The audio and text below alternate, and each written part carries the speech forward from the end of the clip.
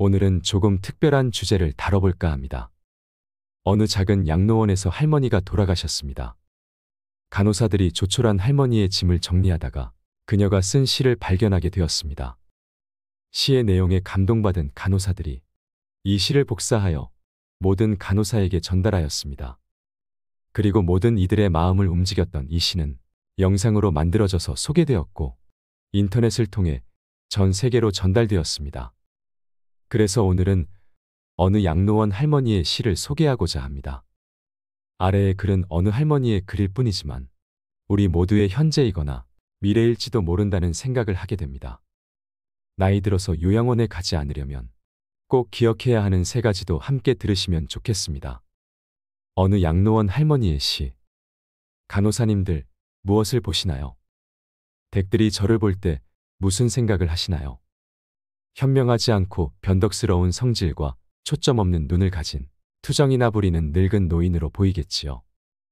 음식을 흘린다고 핀잔을 주고 대체 왜 대답을 빨리 못하냐고 큰 소리로 말할 때면 전 정말 당신들이 조금 더 노력해 주기를 원했습니다. 당신들이 귀찮다고 나를 때리고 함부로 대할 때는 내 마음대로 움직이지 않는 몸뚱이로 저는 정말 용기를 내어 헛손질로나마 싸우고 싶었던 것이랍니다. 댁들이 하는 일도 못 알아차리는 것 같이 보이고 양말이나 신발 한 짝을 항상 잃어버리는 바보 같은 늙은 노인으로밖에는 안 보였나요? 내가 저항을 하든 말든 그것은 아무런 상관이 없다는 듯이 목욕을 시킬 때도 설거지 통그릇만도 못하고 대돌만도 못한 나의 몸뚱이에 눈물도 쏟아냈지만 흐르는 물에 감추어져 당신들 눈에는 보이지 않았겠지요. 음식을 나누어 먹는 것이 아닌 그냥 먹여주는 댁들의 눈에는 내가 가축보다 못난 노인으로 비추어졌나 봅니다. 댁들은 저를 그런 식으로 생각하나요? 당신들은 저를 정말 그런 식으로 보는 건가요? 제 팔에 든 수많은 멍자국들이 당신들 눈에는 망가진 보라색 도라지 꽃으로 보이던가요? 간호사님들, 그렇다면 이제 눈을 뜨고 그런 식으로 저를 보지 말아주세요. 이 자리에 꼼짝하지 않고 앉아서 나의 의지는 상실되어 댁들이 지시한 대로 행동하고 나의 의지가 아닌 댁들의 의지대로 먹고 온몸에 멍이 들어도 아픔을 삭혀야 되었던 제가 누구인지 말하겠습니다. 제가 10살 어린 아이였을 땐 사랑하는 아버지도 있었고 사랑하는 어머니도 있었고 형제들도 자매들도 있었답니다. 16이 되었을 땐 발에 날개를 달고 이제 곧 사랑할 사람을 만나러 다녔답니다. 20살 땐 평생의 사랑을 지키기로 약속하여 결혼하였고 나의 가슴은 고동쳤답니다. 25살이 되었을 땐 귀여운 어린 자녀들이 생겨났답니다. 당신들도 그런 어린 시절이 있었겠지요. 서로를 안아주고 감싸주는 행복한 가정이었답니다. 30살이 되었을 땐 어리기만 했던 자녀들이 성장하는 모습을 바라보며 우리 부부는 무엇과도 바꿀 수 없는 행복을 느꼈답니다. 지금 이 순간이 영원했으면 좋겠다. 이보다도 더 좋을 수는 없겠다 생각했습니다.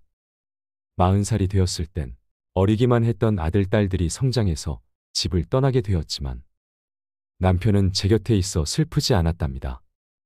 50살이 되었을 땐 제 자식들은 직장에서 일을 하고 손주를 제 무릎에 안겨주었습니다. 그때 비로소 인생의 맛을 다시 느끼는 제 자신을 알게 되었답니다. 마침내 어두운 날들이 찾아와 내 옆에 있던 이가 먼저 하늘로 떠나게 되면서 앞으로의 삶을 생각해보니 두려운 마음에 몸이 오싹해졌답니다. 자녀들이 모두 자기의 자식을 키우고 있는 그 모습을 보고 난 내가 알고 있던 지난 날들과 내가 주고 받았던 사랑을 한번 떠올려 봤답니다. 저는 이제 늙은이가 되었는데 참으로 우습게도 늙은이를 바보처럼 보이게 만드는 것들을 보면서 세월은 참으로 잔인한 것 같다는 생각도 해봤답니다. 몸은 망가지고 우아함과 활기는 떠나버렸고 한때는 마음이었던 것들이 이제는 묻은 돌이 되어버렸답니다. 시체와도 같은 이 늙은이 속에는 아직도 어린애 같은 마음은 살아있어 가끔씩은 다 망가진 이 가슴도 부풀어 오르는 때가 있답니다. 좋아하는 사람이 생겨 젊은 시절처럼 사랑도 하고 싶다는 꿈도 꾸어본답니다. 즐거웠던 일들을 기억해보고 고통스러웠던 일들도 떠올려보면서 저는 지금 다시 한번 용기를 내어 삶을 사랑하며 살아가려 합니다. 너무 짧고 빨리 지나간 지난 날들을 생각하면서 영원한 것은 아무것도 없다는 엄연한 현실을 받아들이기로 했답니다. 이제 사람들이여 눈을 떠보십시오. 투정이나 불의는 늙은이로 보지 말고 좀 더 자세히 나를 봐주세요. 당신의 아버지는 아니나 아버지일 수도 있고 당신이 어머니는 아니나 어머니일 수도 있습니다. 그냥 가축에게 모이를 주듯 하지 마세요. 그냥 먹고 싶습니다. 멍들게 하지 마세요. 가슴속에 멍을 안고 떠나지 않게 해주세요. 사는 동안의 하나뿐인 나의 간절한 소망입니다. 이 글을 보니 무슨 생각이 드시나요? 인간은 태어났다가 생로병사를 거치며 결국은 죽습니다. 대자연의 섭리 속에서 펼쳐지는 한편의 드라마와도 같은 인생사에서 지금 우리는 어디를 향해 가고 있을까요? 시대적 고려장이라고 불리우는 요양원의 현실이 이렇다는 것이 적나라하게 표현된 내용에 공감을 하면서도 어쩐지 애잔한 마음이 남습니다. 남의 일이 아닌 바로 나에게도 다가오고 있는 길이라는 현실에 씁쓸함도 느껴집니다. 우리는 왜 요양병원에 가야 하는가? 우리는 왜 요양병원에 보내야 하는가? 우리는 왜 요양병원을 끊을 수 없는가? 요양병원과 요양원이 과연 누구를 위해 존재하는 것일까 생각해 보셨나요? 이것은 시대의 흐름에 따라 필요하게 되었고 현재는 없어서는 안 될 산업이 되어버렸습니다. 그곳은 정말 병원일까요? 사실은 모두가 알고 있습니다. 죽기 직전까지의 시간을 최대한 버티는 곳이라고 말이죠. 모든 자식들이 그런 것은 아니겠지만 늙은 부모가 귀찮아서 돈 몇 푼이면 해결된다는 아니란 생각에 요양원으로 보내지는 노부모들이 많아지고 있습니다. 그때 부모님의 슬픈 얼굴을 자세히 들여다보는 자식들이 얼마나 될까요? 애써 외면하고 모른 척 해야 하는 현실에 자식들의 가슴도 무너지는 경우가 많을 것입니다. 똑바로 쳐다보지 못하는 자식들의 면전에서 부모는 애써 슬픔을 보이지 않으려 굳어만 가는 얼굴에 미소를 띄웁니다. 나는 걱정하지 말고 잘 살라는 부모의 말 한마디가 팍팍한 현실을 살아가는 우리들의 가슴에 얼마나 와닿을 수 있을까요? 지금 한국의 사회는 진짜 많이 특이한 구조입니다. 정말 기형적인 구조가 되고 있습니다. 왜냐하면 아이를 낳지 않습니다. 그리고 결혼도 정말 많이 안 합니다. 결혼을 하고도 아이를 안 낳는 부부들도 많지요. 한 집에 아이가 한 명도 안 되는 구조입니다. 노인층은 급속도로 많아지는데 새로 태어난 사람들은 없지요. 그럼 지금 30, 40대의 사람들은 20년 뒤 60살이 되었을 때 70대, 80대의 부모들을 부양해야 합니다. 그래서 이제는 노인이 노인을 부양해야 하는 시대라고도 할 수 있습니다. 스틸라이프라는 영화를 보면 주인공이 거두어들이는 시체들 대부분이 고독사입니다. 공무원이 직접 처리를 해서 장례를 치러줍니다. 그리고 그 장례식에는 아무도 참석하지 않지요. 아픈 부모를 자식들은 돌보지 않고 찾아오지도 않습니다. 전혀 본 적도 없고 친분도 없지만 나라의 녹을 받고 살아가는 공무원이기에 해야 하는 일입니다. 그렇게 삶과 죽음에 대해서 깊게 성찰을 하게 되는 작품입니다. 이 영화 속의 이야기가 이제는 우리 현실과 괴리가 있다고 느껴지지는 않습니다. 지금의 50, 60년대생 혹은 그 이전에 태어난 부모님들은 정말 많은 고생을 하셨을 겁니다. 아마 상상도 하기 힘들 정도로 엄청난 고생을 하셨을 거라 생각을 합니다. 과거에는 요양병원, 요양원 이런 게 별로 없었습니다.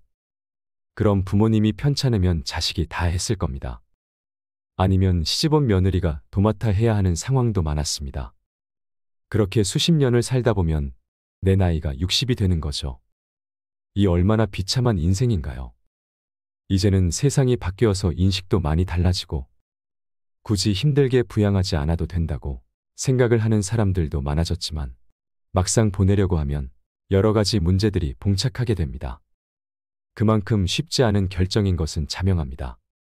요즘에는 요양병원과 요양원에 많이 보냅니다. 먼저 요양병원의 간병비는 장기요양보험의 대상이 아니기 때문에 환자나 간병인이 100% 본인 부담을 해야 합니다. 예를 들어 한 병실에 6명이 입원해 있다면 40만 원씩 거두면 총 240만 원이 됩니다. 그럼 간병인이 240만 원의 월급을 가져가는 거죠. 일반적인 요양병원에 입원을 시키면 법정 본인 부담금이라는 게 있습니다. 그게 보통 60만 원 정도가 되는데 기저귀 비용 등을 더하면 110만 원 정도는 잡아야 합니다. 시설이 좋은 곳은 간병비를 80만 원까지도 받습니다. 병원마다 차등이 있지만 110만 원이 최소한의 금액이라는 거죠. 그리고 시설 운영이 잘 되지 않는 곳은 시설의 질을 높이려고는 하지 않고 간병비를 낮추는 것에만 혈안인 경우가 많습니다. 그런 곳은 보내놓고도 기분이 찜찜합니다. 시설 투자나 서비스 질에 대해서는 노력이 없고 환자 유치에만 심혈을 기울이는 곳에 입원해 있으면 좋은 게 별로 없습니다. 그래서 가격이 합리적이면서 좋은 요양병원을 찾기란 하늘의 별 따기라는 것입니다. 두 번째로 요양원은 만 65세 이상이 되어야 가능합니다. 그리고 등급도 나뉘어져 있습니다. 그리고 상주하는 의사도 없습니다. 의사가 없는 게 정말 크지요. 실제로도 요양원에 입소한 어르신들 중에서는 큰 문제가 있음에도 불구하고 제때 치료를 받지 못하는 경우도 많이 있습니다. 그래서 사회적 문제가 된 경우들도 많습니다. 국비 지원이 된다고 하지만 그게 얼마나 질이 좋은 서비스를 제공할까요? 실제로 지금 요양원의 구조는 인력이 부족해서 혼자서 20명, 30명을 보는 시스템이라고도 합니다. 상대적으로 지원이 많은 국공립 요양시설은 들어가기도 어렵습니다. 지금 당장 입주되기를 해도 4년을 기다려야 합니다.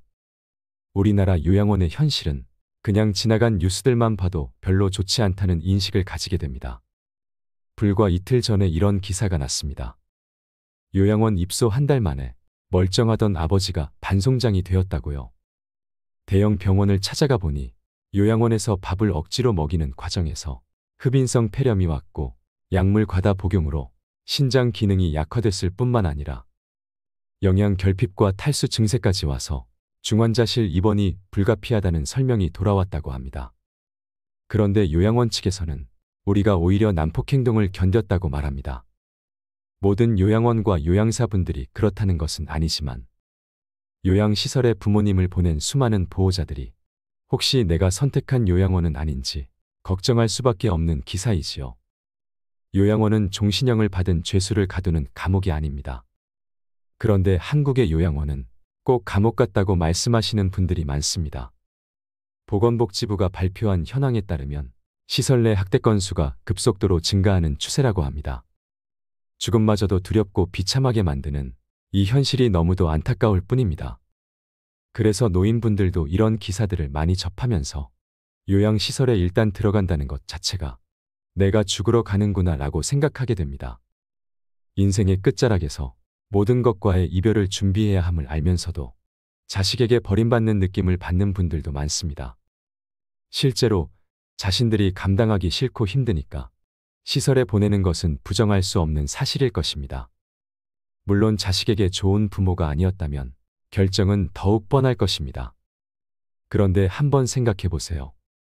아무리 좋은 호텔에 가도 우리 집만한 곳이 없다고 느끼는 것이 사람 마음입니다.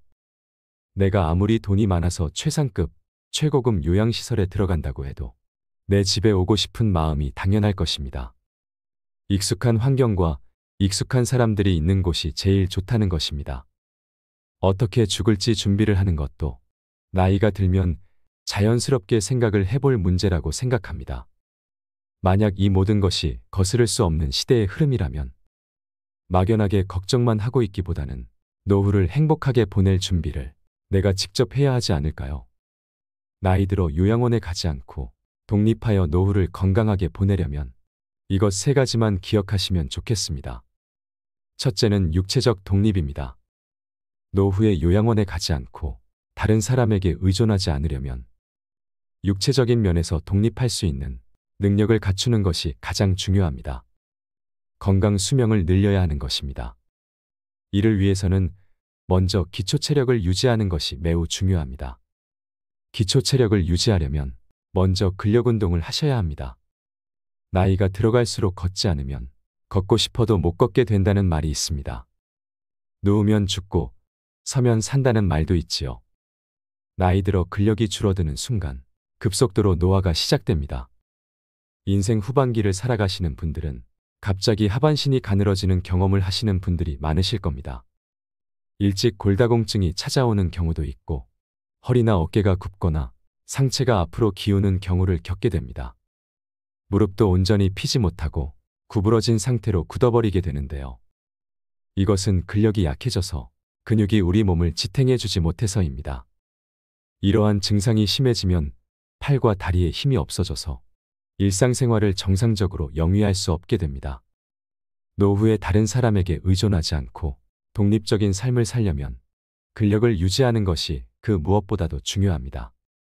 아령을 들고 발 뒤꿈치를 들었다 내렸다 하거나 다리를 어깨 넓이로 벌리고 서서 무릎 높이까지 앉았다 서기를 한다거나 또는 누워서 윗몸 일으키기를 하는 등 꾸준히 근력 운동을 해보시길 바랍니다.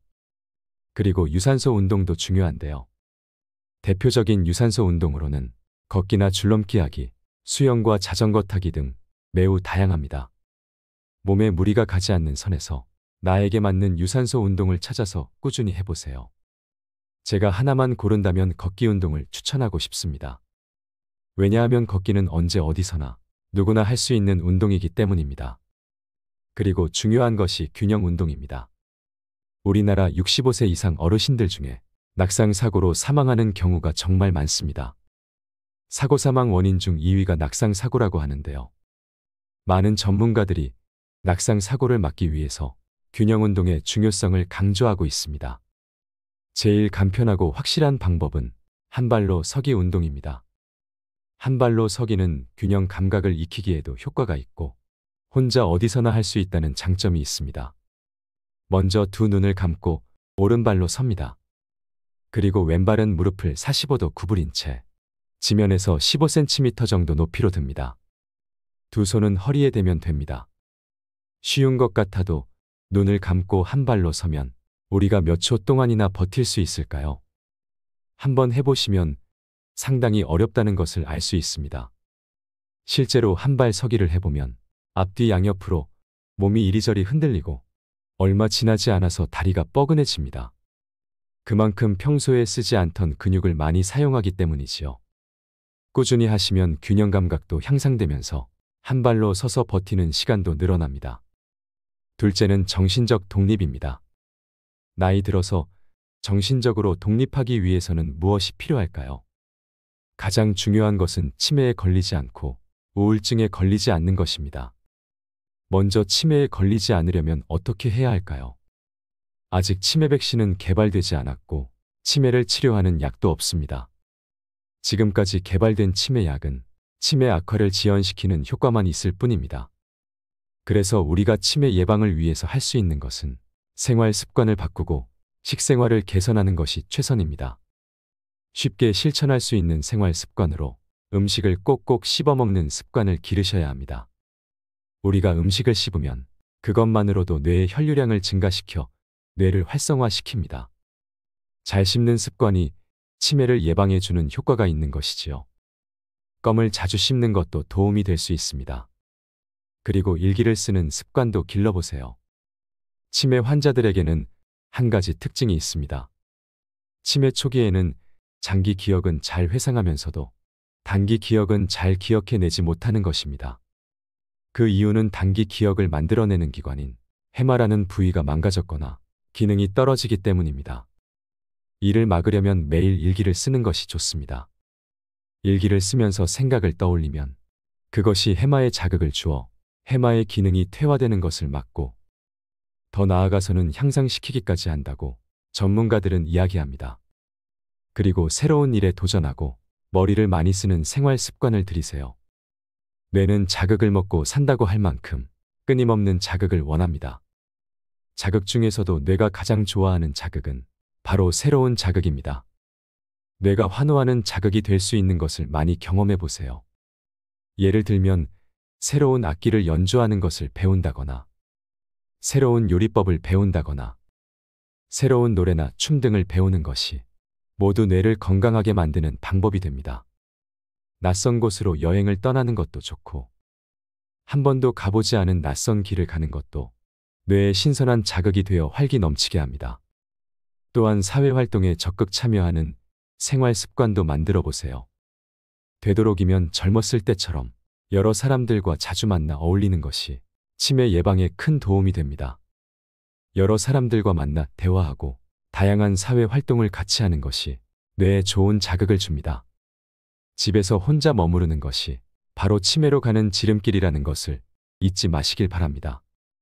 그리고 늘 웃으며 즐겁게 생활하세요. 전문가들은 웃으면 뇌가 젊어진다고 말합니다. 왜 그럴까요? 웃음은 좌뇌와 우뇌를 같이 자극하고 얼굴 근육의 움직임을 통해 뇌 회로를 활성화시키기 때문이라고 합니다. 우리가 기분이 좋으면 뇌의 혈류가 활발하게 흐르고 이로 인해 의욕이 넘치며 몸에 활력이 돌게 됩니다. 웃음의 효과가 참 대단하지요. 그런데 우리 뇌는 특이한 점이 있습니다. 그것은 바로 뇌는 진짜 웃음과 가짜 웃음을 구분하지 못한다는 점입니다. 그래서 웃기지 않아도 억지로라도 웃으면 진짜 웃음의 효과가 있다고 합니다. 그러니 오늘부터는 억지로라도 많이 웃으시기 바랍니다. 다음은 우울증에 대해서 말씀드리겠습니다. 나이 들어서 정신적 독립을 하는데 방해되는 것 중 하나가 바로 우울증입니다. 우울증은 치매의 원인이 되기도 하고 치매가 시작되고 있을 시기에 우울증 증상이 나타나는 경우가 많습니다. 이러한 이유 때문에 노인성 우울증과 치매를 구분하기 힘든 경우가 참 많습니다. 일반적으로 우울증이 치매를 촉진시킬 가능성이 있기 때문에 되도록이면 빨리 우울증을 치료해야 합니다. 우울증에 걸리지 않으려면 매사에 비관적 마음보다는 긍정적이고 낙관적인 마음가짐을 갖고 생활하는 것이 가장 중요합니다. 아직 다가오지 않은 일을 미리 걱정하지 말고 지나간 과거에 대해서 후회하지 마세요. 현재를 즐기시며 살아가시길 바랍니다. 세 번째로 경제적 독립입니다. 우리는 지금까지 우리가 경험하지 못한 100세 시대에 살고 있기 때문에 이전과는 달리 경제적 독립을 위한 준비를 더 일찍 시작하는 것이 필요하다고 생각합니다. 정년 후에도 제2의 직업이 필요한 시대입니다. 그래서 할 수만 있다면 일을 계속하는 것도 좋습니다. 꾸준히 자기 개발을 하고 새로운 것을 피하지 말고 할 수 있다는 마음가짐으로 무엇이든 배워보세요. 이걸 배워서 뭐해? 라고 생각하지 마시길 바랍니다. 이런 습관과 정신력이 쌓여서 다른 사람에게 의존하지 않는 강인함을 가지게 되는 것입니다. 그래야만 노후에도 경제적으로 독립하여 건강하고 행복한 노후 생활을 할 수 있을 것입니다. 사람이 나이 들고 늙고 병이 드는 것은 당연한 순서이지만 저는 죽음 앞에서 온전한 정신과 육체를 최대한 유지하고 싶다는 생각을 하곤 합니다. 기억의 연결이 완전히 사라지면 그것은 살아있어도 이미 죽은 것이고 내 마음대로 움직이지 못해서 괴로운 심정은 말할 수 없는 고통이 될 것이라는 생각이 들었기 때문입니다. 가족이 큰 질병에 걸리면 사실 웃을 일이 하나도 없습니다. 그냥 모두가 괴롭고 삶 자체가 힘들어집니다. 대부분 돈 문제로 시작해서 싸우게 되고 부양의 문제로 자녀들이 다투게 되는 것은 당연한 수순일지도 모릅니다. 그 모습을 바라보는 부모는 얼마나 마음이 아플까요? 아무것도 해줄 수 없는 현실에 눈물만 흐를 것입니다. 그러니 우리는 움직여야 합니다. 그래서 사는 동안 건강하고 행복해야 합니다. 법륜 스님께서 말씀하신 인생 조언 4가지가 있습니다. 첫째, 행복을 구걸하지 마세요. 남이 어떻게 나오느냐에 따라서 행복과 불행이 결정된다는 것은 내 인생의 칼자루를 남이 들고 있는 것이나 마찬가지이기 때문입니다. 남이 어떻게 하든 나는 아무 문제 없다는 중심을 잡고 당찬 마음으로 내 인생을 살아가세요. 둘째, 모르면 물어서 알면 되고 틀리면 고치면 되고 잘못했으면 뉘우치면 됩니다. 이것이 어떤 조건에서도 주눅들지 않고 내가 내 인생의 주인공으로 살아가는 방법입니다. 이런 자세로 인생을 살면 겁날 것이 없습니다. 셋째, 인생에는 정답이 없습니다. 우리 모두는 각자 자기가 선택한 대로 살다가 갈 뿐입니다. 어떤 선택을 하느냐가 중요한 것이 아니고 어떤 선택을 했든 그에 따른 책임을 지면 됩니다. 넷째, 잘 산 인생은 높은 자리에 오르고 성공한 것이 아니라 내일 죽어도 여한이 없는 삶입니다. 누구나 죽는다는 것을 알고 있지만 마치 영원히 살 것처럼 오늘 하루를 허투루 보냅니다. 그러니 최선을 다하는 하루하루를 쌓아나가서 죽는 날 여한을 남기지 마시길 바랍니다. 내가 했던 모든 것이 나의 미래입니다. 오늘 알려드린 노후를 잘 보내기 위한 3가지. 육체적 독립, 정신적 독립, 경제적 독립을 꼭 기억하시길 바랍니다. 살아있을 때 누릴 수 있는 행복을 누리세요. 이상으로 인생 철학이었습니다. 철학이 있는 당신의 삶을 응원합니다.